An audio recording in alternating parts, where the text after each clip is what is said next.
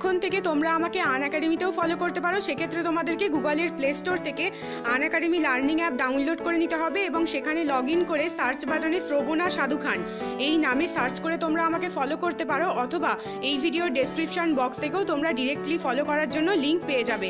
তোমরা অবশ্যই অ্যাপটা ডাউনলোড করে নাও এবং আমাকে ফলো করো বিভিন্ন রকমের আপকামিং এক্সামগুলোর নিয়মিত ক্লাস বিনামূল্যে পাওয়ার জন্যে। হ্যালো ফ্রেন্ডস, কেমন আছো সবাই? আশা করছি সবাই ভীষণ ভালো আছো। তোমরা দেখছো তোমাদেরই প্রিয় ইউটিউব চ্যানেল প্রগতি 365 দ্য কি টু সাকসেস। প্রগতি 365-এর আরও একটা ফ্রেশ ভিডিওতে তোমাদের সকলকে স্বাগত জানাই।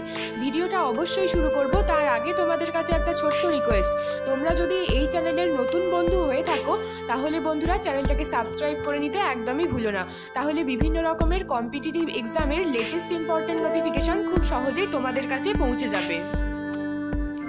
দেখো বন্ধুরা, ওয়েস্ট বেঙ্গল পুলিশ রিক্রুটমেন্ট বোর্ডের মাধ্যমে দুটো বড় ভ্যাকেন্সি কিন্তু আউট হয়ে গেছে। প্রথমটা হচ্ছে বেঙ্গল পুলিশের কনস্টেবলের 8419টা ভ্যাকেন্সি, যেখানে শুধুমাত্র ছেলেরা আবেদন করতে পারছে, এবং 2 নম্বরটা হচ্ছে জেল পুলিশের ওয়ার্ডার বা ফিমেল ওয়ার্ডার পদ, যেখানে 816টা ভ্যাকেন্সি রয়েছে, ছেলে মেয়ে উভয়ই আবেদন করতে পারছে। দুটো বড় বড় ভ্যাকেন্সি রয়েছে।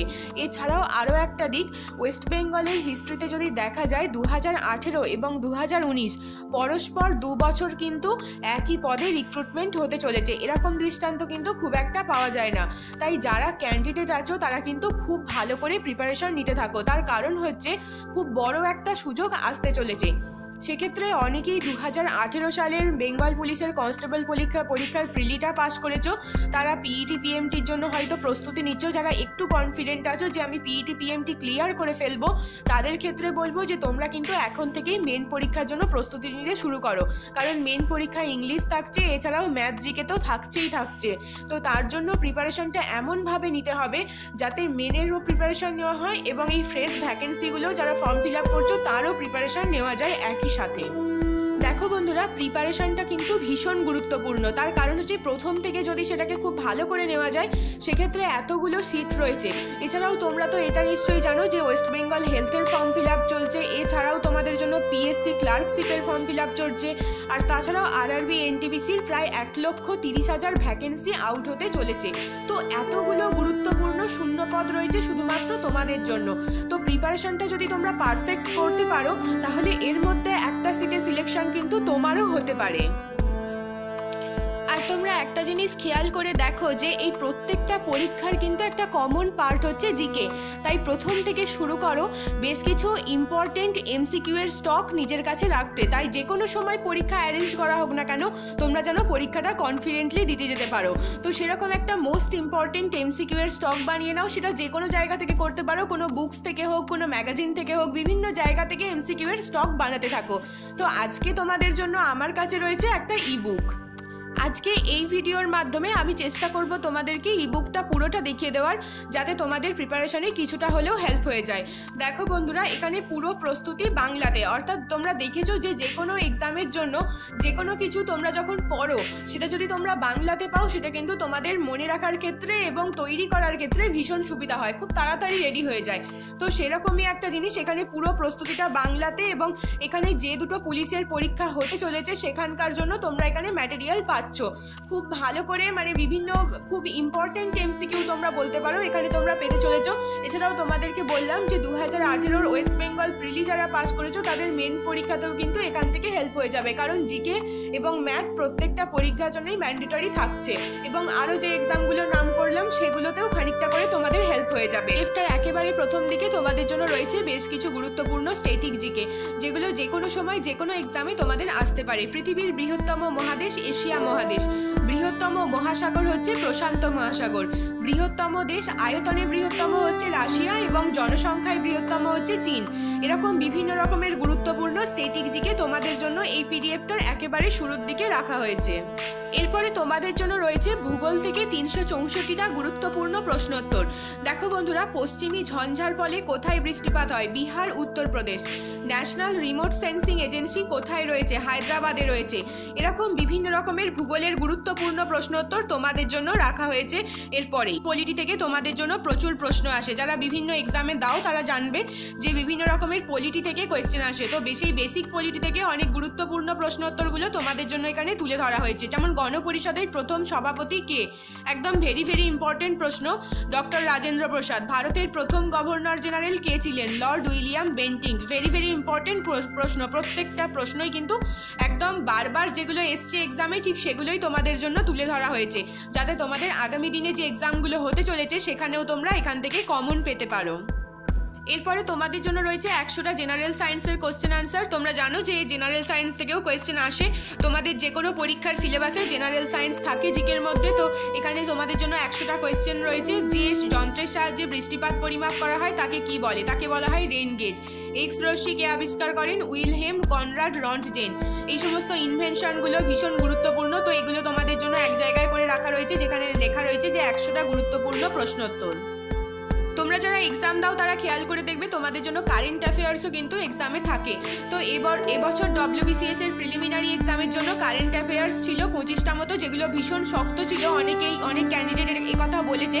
তো কারেন্ট অ্যাফেয়ার্স আনসার করে আসতে গেলে একটা প্রিপারেশনের প্রয়োজন হয়, যেখানে বেশ কিছু কারেন্ট অ্যাফেয়ার্স নিজের কাছে রাখতে হবে স্টকে।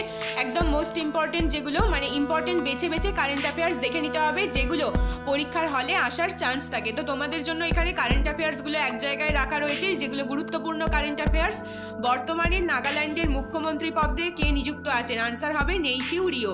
ভারতের কোথায় অ্যানিম্যাল ওয়েলফেয়ার বার্ডের সদর দপ্তর রয়েছে? চেন্নাই। এরকম গুরুত্বপূর্ণ যে কারেন্ট অ্যাফেয়ার্সগুলো হয় এক্সামের জন্য আসতে পারে, সেগুলো এক জায়গায় করে তোমাদের জন্য রাখা রয়েছে। দেখো বন্ধুরা, বুকস অ্যান্ড অথর যে কোনো কম্পিটিটিভ এক্সামের জন্য খুব ইম্পর্টেন্ট একটা টপিক।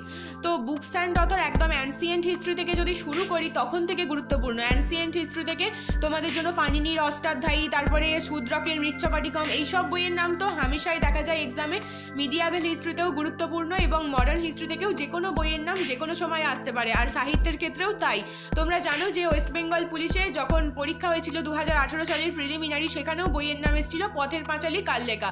তো পথের পাঁচালী কার লেখা আনসার হয়ে যাবে বিভূতিভূষণ বন্দ্যোপাধ্যায়। তো উত্তরটা যদি না জানা থাকে তো কনফিউশন আসতেই পারে। অনেকেই আনসার করে এসেছিল সত্যজিৎ রায়। তো কোনো রকম কোনো কনফিউশনের চান্স রাখা চলবে না। সত্যজিৎ রায় পথের পাঁচালীর উপর সিনেমা করেছেন, কিন্তু বইটা হচ্ছে বিভূতিভূষণ বন্দ্যোপাধ্যায়ের লেখা। তো এরকমভাবে উত্তরগুলো কিন্তু একদম সঠিকভাবে জানতে হবে। তার কারণ হচ্ছে নেগেটিভ মার্কিংয়েরও একটা ব্যাপার থাকে। তাই তাদের যে এক্সামগুলো হতে চলেছে, তো সেই এক্সামগুলোতে ম্যাথস কিন্তু খুব গুরুত্বপূর্ণ একটা জায়গায় রয়েছে। ম্যাথস কিন্তু তোমাদের খুব ভালো করে রেডি করতে হবে। কিছু অঙ্ক এরকম হয় যেগুলো শর্ট টেকনিক অ্যাপ্লাই না করলে হয় না, সেগুলো টাইম বাঁচানোর জন্য শর্ট টেকনিক আমাদেরকে অ্যাপ্লাই করতে হয়। তো এখানে তোমাদের জন্য শর্ট টেকনিকগুলো বিভিন্ন চ্যাপ্টার থেকে এক জায়গায় করে দেওয়া হয়েছে, যাতে তোমরা খুব কম সময়ের মধ্যে পাটিগণিতের যেগুলো বড় অঙ্ক সেগুলো যাতে শর্ট টেকনিকের মাধ্যমে অল্প সময়ে করে আসতে পারো। আর পরীক্ষার হলে সময় তো খুবই গুরুত্বপূর্ণ, এই জন্য বিভিন্ন চ্যাপ্টার থেকে তোমাদের জন্য শর্ট টেকনিকগুলো তুলে ধরা হয়। শর্ট টেকনিক নয়, তোমাদের জন্য ডিটেলসেও কিন্তু চ্যাপ্টারগুলোকে রাখা হয়েছে, যাতে তোমাদের জন্য অনেকেই ডেসক্রিপটিভ অঙ্ক করতে পছন্দ করো। তো সেক্ষেত্রে ডেসক্রিপটিভ করলে অনেকের সুবিধা হয় বোঝার ক্ষেত্রে। তো তারা ডেসক্রিপটিভ করতে পারো এখান থেকে। তাদের জন্য এখানে অধ্যায়গুলো দেওয়া রয়েছে, বিভিন্ন ধরনের চ্যাপ্টার যেগুলো এক্সামে আসে। গড়, অনুপাত, সমানুপাত, এই ধরনের চ্যাপ্টার থেকে তোমরা কোয়েশ্চেন ফেস করবে পরীক্ষায় অলরেডি তোমরা ফেস করেছো। তো সেই ধরনের চ্যাপ্টারগুলো তোমাদের জন্য এখানে ডিটেলসে দেওয়া রয়েছে। তোমাদেরকে যদি আমি এক্সাম্পল দেখাই, দেখো বন্ধুরা, এখানে কোয়েশ্চেন দেওয়া রয়েছে এবং সলিউশনটা তোমাদের জন্য ডেসক্রিপটিভ করে দেওয়া রয়েছে, এবং অবশেষে তোমাদের জন্য ফর্মুলাতেও অ্যাপ্লাই করে এখানে দেখানো হয়েছে কিভাবে তোমরা কোয়েশ্চেনটা সহজে করতে পারো। ঠিক তোমাদের যেটা স্যুট করবে, তোমাদের যেটা সুবিধা মনে হবে, তোমরা ঠিক সেটাই অ্যাপ্লাই করতে পারো। এরপর থেকেও তোমাদের জন্য অনেক গুরুত্বপূর্ণ প্রশ্ন রয়েছে, যেমন ভারতে প্রথম কবে কোথায় রেলপথ চালু হয়? 1853 সালে মুম্বাই থেকে থানে পর্যন্ত। কে কবে বঙ্গদর্শন পত্রিকা প্রকাশ করেন? বঙ্কিমচন্দ্র চট্টোপাধ্যায় 1872 সালে। এই ধরনের প্রশ্ন ইতিহাস থেকে তোমরা ফেস করবে। তো সেই সমস্ত প্রশ্ন এক জায়গায় করে ইতিহাস থেকে ওয়ান লাইনার হিসাবে তুলে ধরা হয়েছে। পিডিএফটার একেবারে শেষের দিকে তোমাদের জন্য রয়েছে প্র্যাকটিস সেট। তোমরা জানো প্র্যাকটিস সেট কতটা গুরুত্বপূর্ণ যে কোনো এক্সামের জন্য। তোমরা যদি প্রচুর প্র্যাকটিস সেট করে নাও সেখানেও কিন্তু তোমাদের এক্সাম কোয়ালিফাই করার অনেক চান্স তৈরি হয়ে যায়। তো এখানে তোমাদের জন্য 10টা প্র্যাকটিস সেট রয়েছে এবং প্রত্যেকটা সেটে তোমাদের জন্য প্রায় 100টা কোয়েশ্চেন রয়েছে, কোয়েশ্চেন আনসার রাখা হয়েছে যাতে তোমাদের এক্সামের জন্য সুবিধা হয় এবং তোমরা যাতে বুঝতে পারো যে কী ধরনের কোয়েশ্চেন আনসার তোমাদের আসতে চলেছে। এখানে তোমাদের জন্য প্রথমে প্র্যাকটিস সেটটা রাখা হয়েছে এবং তারপরে উত্তরপত্র করে দেওয়া হয়েছে। তো এখানে তোমাদের জন্য প্রায় 100টা করে কোয়েশ্চেন রয়েছে, 10টা সেট রয়েছে। চেষ্টা করলাম পুরো পিডিএফটা তোমাদেরকে দেখানোর, কিন্তু হয়তো অনেক জায়গা আমি দেখাতে পারলাম না কারণ এটা প্রায় 352 পাতার পিডিএফ এবং আমার পক্ষে পুরোটা দেখানো একটা ভিডিওর মধ্যে পসিবল হলো না। এখানে অনেক জায়গা আছে, অনেক গুরুত্বপূর্ণ প্রশ্নোত্তর রয়েছে, তৈরি করেছেন অভিজ্ঞ শিক্ষক মণ্ডলী। তো এটা তোমাদের জন্য ভীষণ হেল্পফুল হতে পারে। দেখো বন্ধুরা, অভিজ্ঞ শিক্ষক মণ্ডলী অনেক পরিশ্রম করে বিভিন্নভাবে টাইপিং করিয়ে এই পিডিএফটা তোমাদের জন্য তৈরি করেছেন একদম সিলেবাস ওয়াইজ। এই পিডিএফটাকে ফ্রিতে দেওয়ার সাধ্য আমার নেই, এটা একটা পেড পিডিএফ। তোমরা যদি চাও তাহলে এটাকে কিনতে পারো। আমি তোমাদেরকে দেখিয়ে দিচ্ছি তোমরা কিভাবে এটাকে পেতে পারো। দেখো বন্ধুরা, আমি একটা নতুন পেজে চলে এসেছি। তোমরা ডেসক্রিপশন বক্সে লিঙ্ক পাবে, ওখানে ক্লিক করে তোমরা এরকম একটা পেজে চলে আসতে পারবে। তো এখানে তোমাদেরকে দেখিয়ে দেবো যে এই পিডিএফটার দাম রাখা হয়েছে 89 টাকা এবং এটার সঙ্গে আরও 8 টাকা গভর্নমেন্টের ট্যাক্স রয়েছে। তো এই পিডিএফটা তোমরা যদি বাই নাও অপশানে ক্লিক করো তো তোমাদের সামনে একটা নতুন পেজ ওপেন হয়ে যাবে।